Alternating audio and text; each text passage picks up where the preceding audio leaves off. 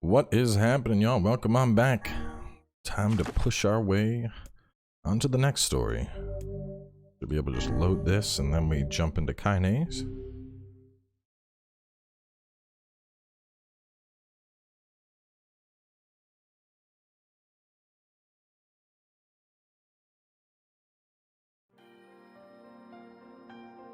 Whenever I interacted with Kaine, I was reminded about something from my past. Maybe my mind has been confusing her with my sister this whole time.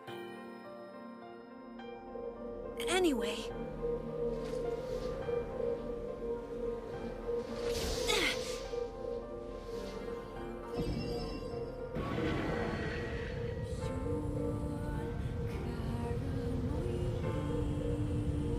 So the ending from when we first get unpetrified, not before that. Kaine's dreams, discrimination. Well, maybe we are. The sound of rain filled the village. The steep cliffs that surrounded the area magnified sound, causing even the slightest drizzle to rattle like a thunderstorm. Thin wisps of smoke streamed from huts as the villagers huddled in their homes and waited out the rain. A single child, however, had braved the downpour and was wandering slowly towards the wooden hawk-shaped weather vane at the center of town. The wanderer reached the vane, which had existed for as long as any could remember, and stared. The child's face was simultaneously delicate and fierce, like a teacup that had survived a shipwreck. Those traits combined with pale white skin to give the face an almost sexless quality. And the beak turns east, I go home. If the beak turns east. If it stays west, then I, the child, blinked. Rain slowly dripped down the young one's short hair and began its long descent to the ground. The child felt a small breeze and watched the vane slowly creak to life, spinning this way and that for a moment, finally settled, and the beak formally pointed towards the east. East, really? Before the vane could move again, a jagged rock came spinning and tumbling through the air, striking home against the child's head. The force dropped the child to the ground as the hail of stones began to fall around. Oh no, they found me. A heartbreaking smile crept across the face as the stones continued their assault. Through the rain, the sound of multiple footsteps grew louder before a voice rang out, "Yuhu, Kaine." The voice belonged to Demo, the worst of all the bullies in the area. As Kaine struggled to stand, a final stone came skidding across the mud and bounced against her foot. Blood oozed from a cut above her eye and blurred her vision, but she could make out the shapes of Demo and his usual gang of idiots. The boy seemed taken aback for a moment by Kaine's seeming indifference to the blood dripping from her face, but quickly regained his bravado. "What's up, freak? You like the rain? You like getting all wet? Or did you finally decide to run away from home?" She knew it was futile. Kaine turned to leave. Before she could get more than a few steps, the other children scrambled to surround her, cruelty burning in their eyes. She knew that these were not the only eyes on her. The tormentor's parents watched from the safety of their homes. She was attuned to this sensation. It was one she experienced many times before. While some villagers simply turned a blind eye to the actions of their children, many encouraged it openly. In a society ruled by superstition and fear, Kaine was something to be hated and, if possible, destroyed. "I didn't say you could leave, freak." Demo's words chewed at her like a worm through an apple. "You can't hurt me," she lied to herself. "Be strong, be brave. You can't hurt me, you can't hurt me, you can't hurt." "Oh, look, the freak's gonna cry. What's wrong? Are you sad that everyone hates you and wants you dead?" And I prayed for the rain to flood down and carry her away from a world that seemed to have no place for her. If there were gods, they chose to ignore her. As Dino crept ever closer, the clouds began to thin and the rain slowed. "Even the weather hates me. I'm useless, a failure. I wish Demo's rock had taken my head off." Kaine couldn't meet Dio's gaze. She lowered her eyes and stared at the muddy ground below. The bully moved forward until he was inches away. She could smell the scent of old meat on his breath. Gross. He grabbed her face with thick fingers and yanked it upward. She tried to turn away, but he forced her gaze back and jammed his thumb against her eyelid to pry it open. "Show me." "No." "Did you just say no?" "Don't say no to me. No one says no to me." Not even taking his attention, he called to his cohorts, "Come on, guys, let's give the freak what she deserves." As soon as he finished, kicks and blows began to rain down. He paused, still grinning, and Kaine curled into a ball and tried to make the pain stop.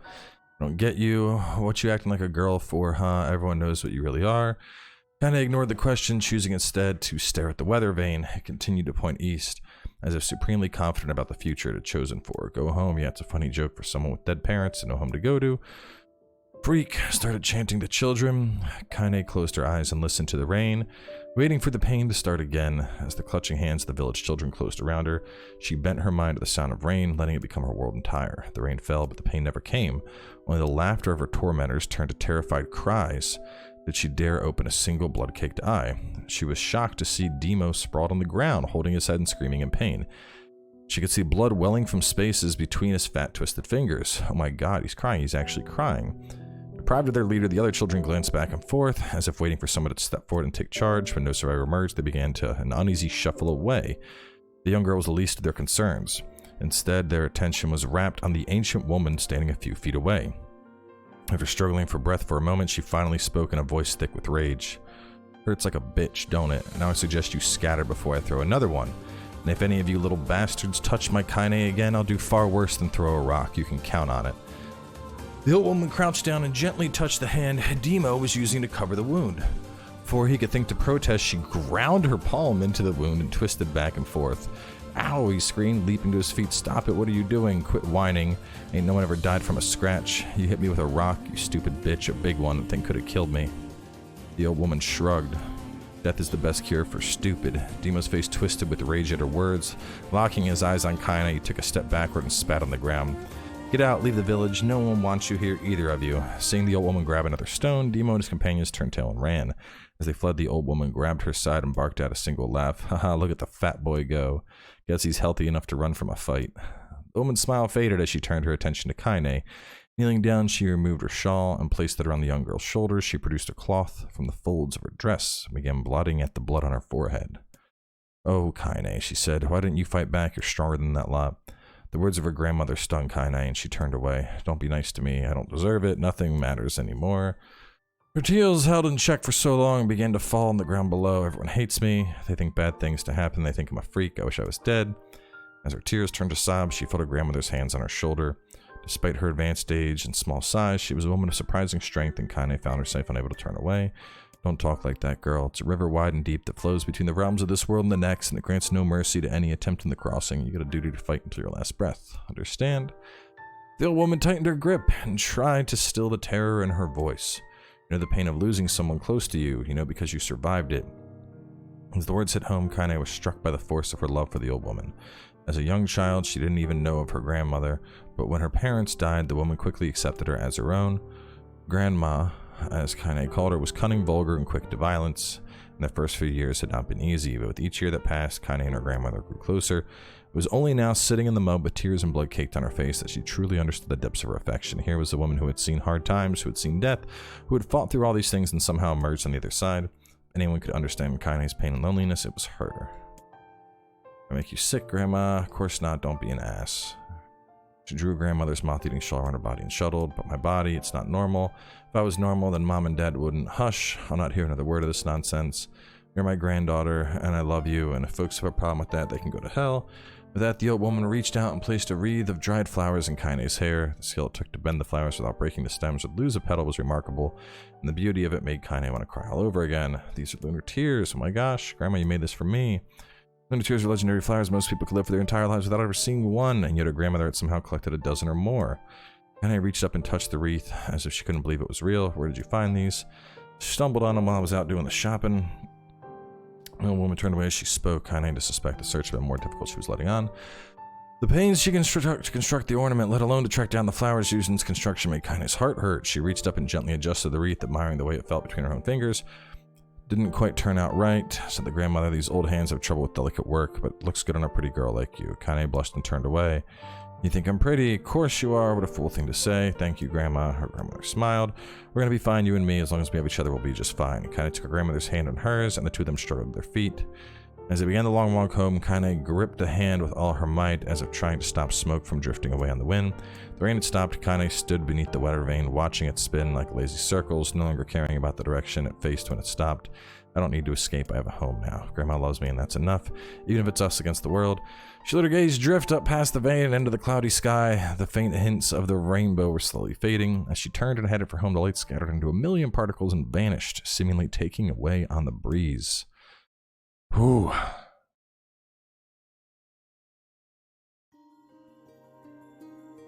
Oh, more dialogue. Oh my god. In the distance, Kaine heard the steady sounds of an axe striking wood. The noise had a purposeful quality to it. She was hearing a master woodsman go about his work. The firewood being produced, however, was as far from a work of art as could be. Pieces of every shape and size were being flung about a wild, barren yard with wild abandon. Anyone trying to stack such wood would die of frustration before the job was through. Stupid piece of shit axe. Kaine's grandmother flailed away with the axe, filling the air with splinters of wooden words that would make the most hardened sailor blush. "Grandma, that you?" yelled the old woman, taking her eyes. "Don't get too close or I might take your goddamn foot off by mistake." Brought the axe down on a piece of wood, sending chips flying in every direction. One spun past Kaine close enough to hear the whistle, at which point she decided to step back. Once she'd scuttled to a safe distance, she cupped her hands and shouted, "Grandma, do you need help? I can get you water or lunch or a new axe or something." The axe poised to strike, another wobbly bow paused in midair. The old woman considered her granddaughter's offer for a moment, then smiled. "Tell you what, since I'm doing a piss-poor job, why don't you come here and take over? I'll get water. Shades have been restless lately, and I don't want you running into one of them." Relinquishing the axe, her grandmother picked up a long pole with wooden buckets on either end. Gathering water was by far the more difficult of the jobs, but Kaine knew better than to complain. Once Grandma's mind was set, there was no changing it. She did her best to help with chores, but Grandma took every task that required travel to the village. Though she had a long list of plausible excuses, Kaine knew the reason. She didn't want her grandmother to be taunted and harassed by villagers. Once Kaine moved in, Grandma decided to take up residence a good distance from the area. Out of sight, out of mind seemed to be the best policy when it came to the villagers and her granddaughter. And rare were the days when any but the two of them could be found on the rocky acre of land they called home. Kaine enjoyed the solitude, but harbored a secret resentment that her grandmother was forced to spend her golden years in such a place. After watching her leave, she turned her attention to the task at hand, never chopped wood before in her life, and discovered why the old woman hated the chore. Swing after swing, the axe produced only a tiny crack in the wood, and when she finally managed to connect the solid stroke, the tool embedded itself in the log and refused to budge. Frustrated, she swung the axe around her head and threw it, log and all, across the yard. Damn it, crap. She suddenly understood the joy her grandma felt in a good curse. Happier now.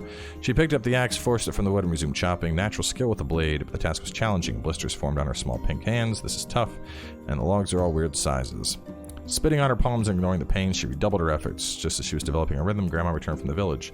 Setting down her buckets with a small sigh, she took one look at the logs and coughed out a wheezy laugh. "Pretty clumsy, girl. You better practice if you..." Her grandma collapsed, causing one of the buckets to wobble precariously. Eyes wide, Kaine dropped the axe and ran to her grandmother's side. "Grandma!" The old woman shook her head, pointed a trembling finger at the bucket. "Get the bucket. Can't let it spill." Kaine steadied the bucket with a foot as she knelt by her grandmother. A small bit of water sloshed over the side and made a new home in the hem of her dress, but Kaine didn't notice. "Grandma, Grandma, what's happening?" Crazed with panic, she grabbed her grandmother by the shoulders and shook. After a moment, the woman lifted her arms and batted Kaine away. "Stop that, just stop," she cried, breathing heavily. "It ain't like I'm dying, just tired from the trip is all." Kaine desperately wanted to believe her, but one look at the old woman's shaking hands and worn face told her more than words ever could. Her grandma had lived a long, hard life, and it was seeming the bill was finally coming due. The time where her grandma watched over Kaine was ending. Sooner than either of them had feared, the position would be reversed. The next morning, Kaine came to the side of her grandmother's bed and took her wrinkled hand. "Grandma, you're sick. You need medicine. I'm going to the village." The old woman shook her head and tried to rise, but Kaine gently pushed them down. "It's all right," she said. "I'll be fine." Her grandmother fixed her with a gaze that could melt steel. After what seemed an eternity, she finally lowered her eyes and sighed. "Oh, I don't like it, goddammit, but I guess I should quit being so stubborn and let you grow up." The old woman watched as Kaine strapped on her boots and made her way down the road to the village. Hours later, as an unpleasant sun made its way across the dark and rainy sky, she was still watching. Kaine moved at a brisk pace, checking her pockets every few minutes to make sure the money her grandmother gave her was still there. Every noise caused her to spin on her heels, making sure she wasn't being stalked by a shade or worse, Demo and his gang. But she encouraged neither tormentors nor shades, and Kaine finally found herself at the entrance to the village. The few adults she could see glanced sideways at her, then muttered to each other behind raised hands before slinking away into the shadows. As her heart racing, Kaine took a series of rapid, shallow breaths, tried to calm herself. "I have to prove myself. I have to help Grandma. I have to be strong." She chanted those words to herself over and over. She slowly made her way. Finally, her eyes settled on a round, rotund older woman who was angrily waving her arms in the air and telling everyone who would listen exactly what she thought of Kaine's presence. "Hey, lady," said Kaine with bravado she did not feel. "Where's the apothecary?" The woman's flabby cheeks shook in bewildered anger. "How dare this thing speak to me?" she seemed to say, but Kaine saw that her eyes held a different emotion, fear. "Yeah, we're both scared, lady. Trust me on this one." "Which way?" Kaine repeated. The woman pointed at a small building to her right before hitching up her dress and stumbling off in the other direction. Kaine cringed, expecting a stone to come flying from the assembled crowd, but none came. Her mind was filled with a strange sense of pride as she made her way to the apothecary, but the new emotion had little time to take root, for as soon as she opened the door, she noticed a familiar customer at the counter. It was Demo. He'd clearly been sent here on some kind of family errand because his gang of followers was nowhere to be found. "Oh my god," he sputtered. "I mean, what are you doing here, freak?" The insult was delivered without force, and Kaine happily ignored it. Stretching on tiptoes to see over the counter, she asked the storekeep for the medicine. "Ha," barked Demo, "the old bitch finally keeled over. Go to hell, Demo." The boy's eyes grew so wide they seemed ready to fall out of his head, but before he could let fly a comeback or worse, a punch, the apothecary told him to knock it off before she kicked him out of the store. Demo slunk out of the shop, cursing Kaine under his breath. Once he was gone, she allowed herself to breathe once more, taking a brief tour of the shop while the owner prepared her medicine. Countless tiny bottles filled the cramped store, each with a label written in some indecipherable language. Notion of aromas assaulted her nose, creating a scent that was exotic but not altogether unpleasant. Seeing such a variety of supplies gave Kaine a sense of peace. Surely in a world so vast, there would be a place she could call home. On the far wall behind the counter rested a portrait of a stunning young girl. The picture had once contained bright, vibrant colors. Time worked its cruel magic, and they were beginning to fade. Beauty of the work remained undiminished. He liked that picture. She turned to the apothecary with a small vial of medicine in his hand. His eyes were gentle, but sad, and they seemed to stare through her and into nothing as she spoke. "That's my daughter. I sketched it when she was just a little girl. She's been dead for a long time now."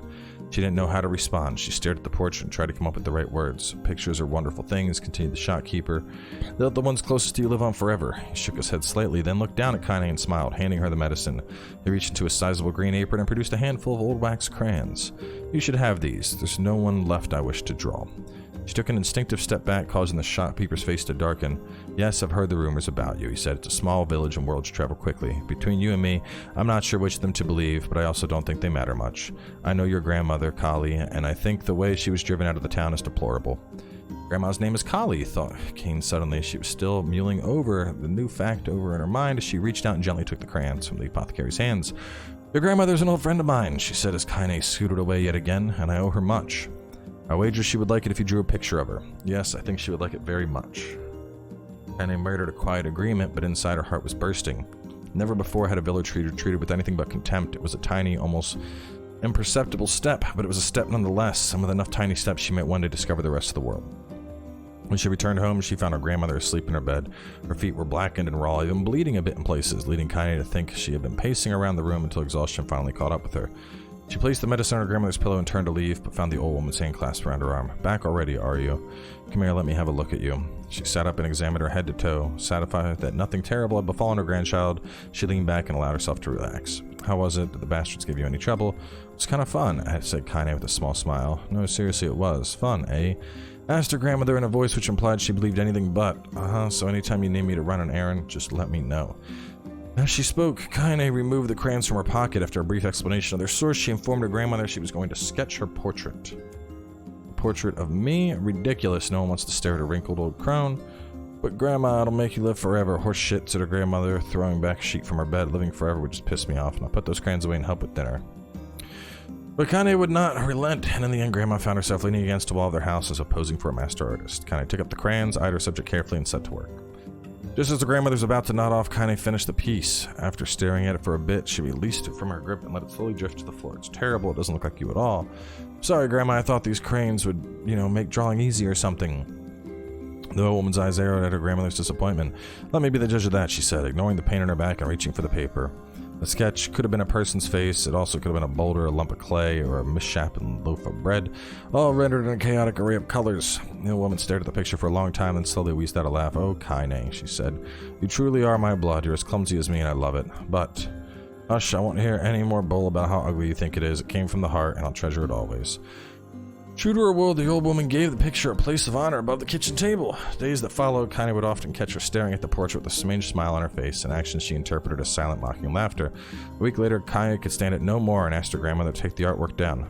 "Posh," said the old woman, "I'll take this down when they roll me away in my shroud." She pondered this for a bit, and turned to Kaine and dropped to one knee. "Listen to me, seeing this picture makes me happy in a way I've never felt before, and it makes me want to go on so that someday you can feel the same happiness." It was a moment that burned itself into Kaine's memory, a perfect blend of pride and love and joy that came together to form a lifelong remembrance. She swore to never forget this moment, to never forget the old woman who made her place in the world possible. Time moves on. People move in and out of life like ghosts passing through a hall, but this moment will be different, Kaine swore, because I'll remember it forever. Time moves to forever. Okay.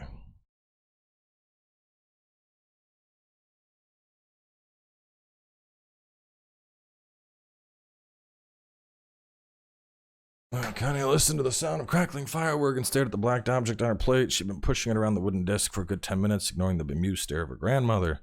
Finally, she summoned her courage and gave the object a brief sniff. A sharp, bitter scent flew up her nostrils and made its home there, causing her face to twist with disgust. "Grandma, I can't believe you want me to eat a bug."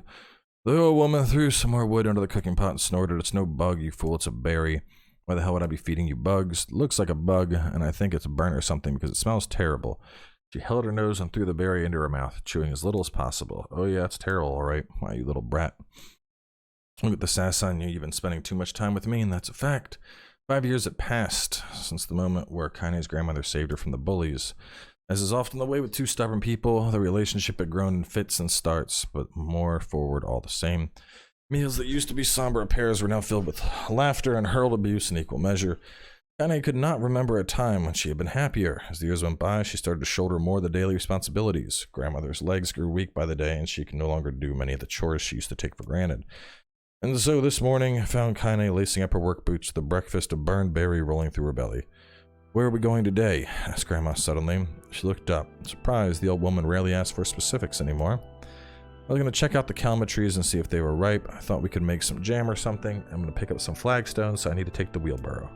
"Flagstones? What the hell for?" She stared at her grandmother, then held out an arm and swept it around her home, constructed of mostly cloth, rope, and rubble. The old place sagged like a boxer in the final round.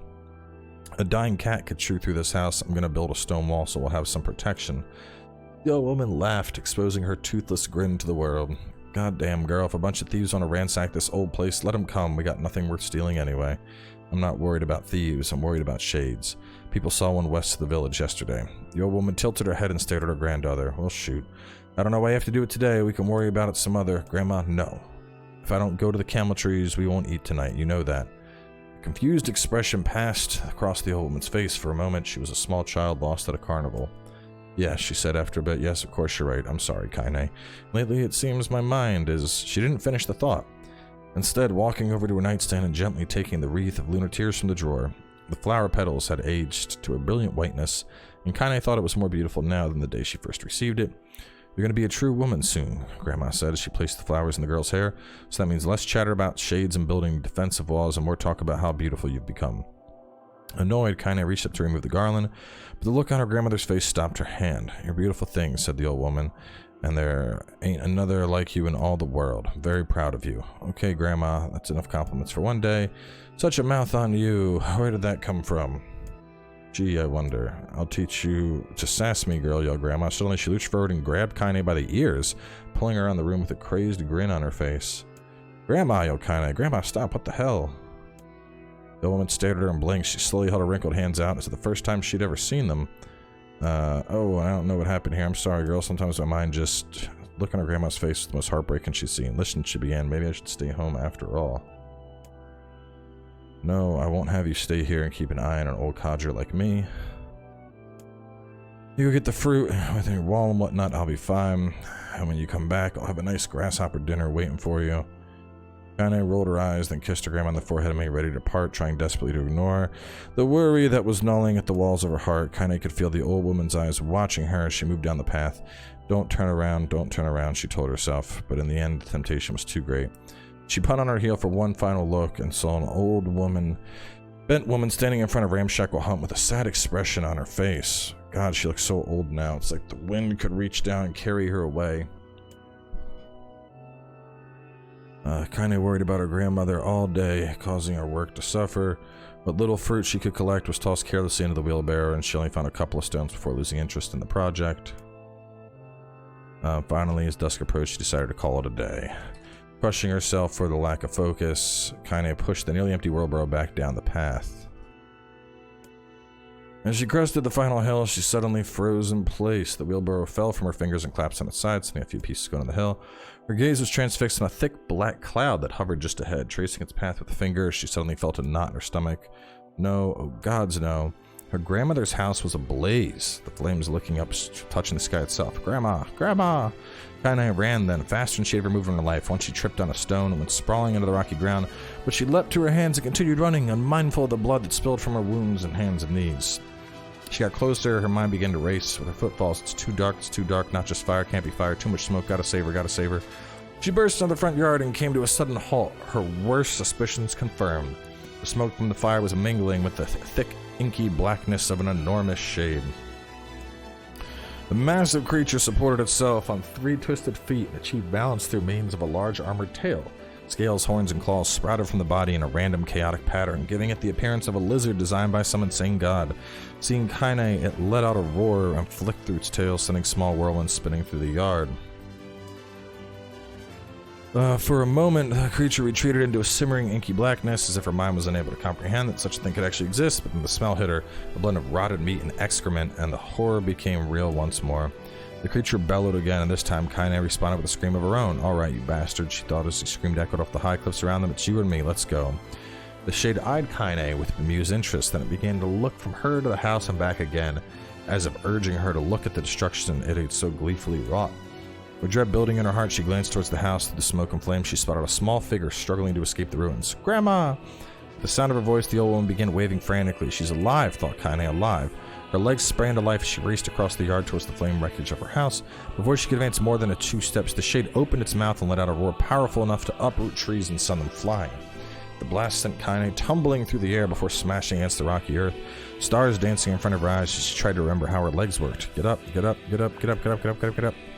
As Kaine struggled to get to her feet, the shade stomped towards the house and pinned her grandmother to the ground with the tip of a claw.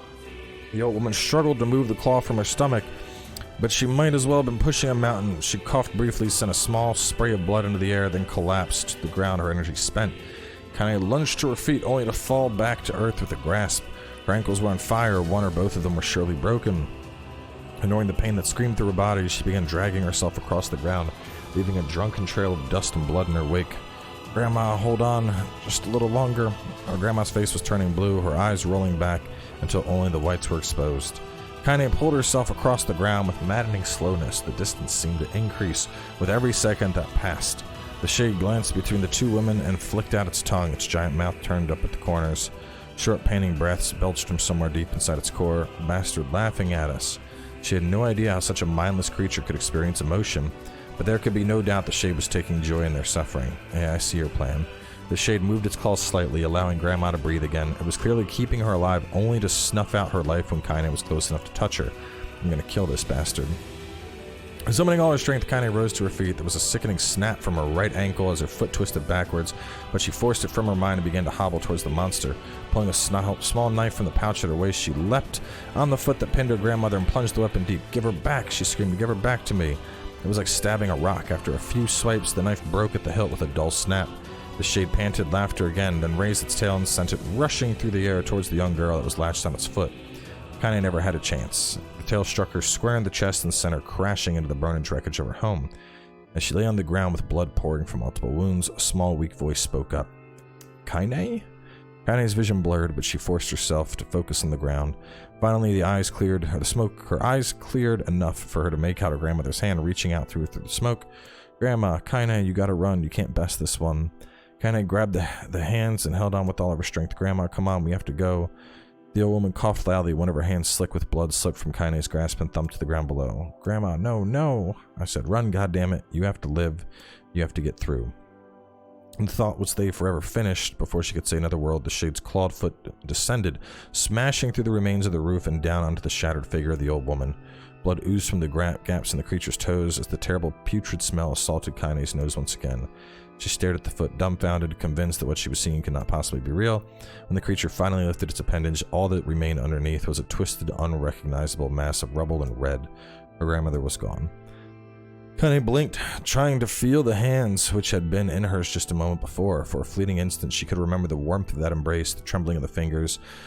But the sensation drifted away on the breeze and was gone. Memories flashed through her mind, one after another, faster and faster, until they became a meaningless jangle of noise. Kaine screamed, then a thunderous sound that echoed off the cliff seemed to roll away forever. The shade eased forward, black ichor pouring from its mouth and dissolving into smoke on the ground below. The earth shook with every step as it crept towards its prey. Kaine's body slowly rose as if controlled by a mad puppet master. Her arms and legs were bent in impossible angles. Her head lolled dangerously to its side, yet somehow she managed to stand. Staring at the shade, her eyes began to glow with a deep red fire. The creature, so confident just moments before, took a slow, hesitant step backwards, trying to discern if this broken human could possibly pose a threat. Kaine seized the moment, laughing like a madwoman. She leapt into the air and plunged the shattered hilt of her knife deep into the leg of the shade. The shade shook Kaine off like a fly, sending her crashing to the earth once again. Her chest rose and fell slowly as if a great weight were resting on it. Moist sounds of pain echoed through her mind. Something warm and thick oozed from her ears. Is that blood? Think it is. Think I'm bleeding to death. No, can't die. Grandma told me to live. Deep inside Kaine's mind, something finally broke. The sound, the pain, the smoke, the flames, all of it faded away until all that remained was a single incantation repeated over and over again. Kill it, kill it, kill it, kill it, kill it, kill it, kill it, kill it, kill it. Kill it now. As a spark that was Kaine slowly began to flicker and die, she felt her desire to kill and her desire to live blended into one. The distance between heartbeats grew longer and longer and longer.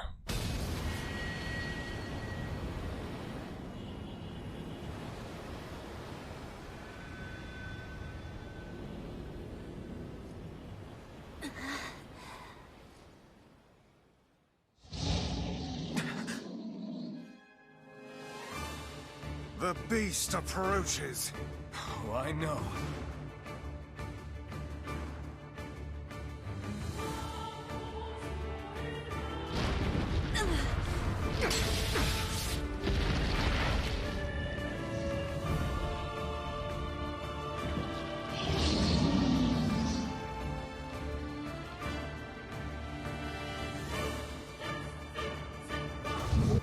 All right.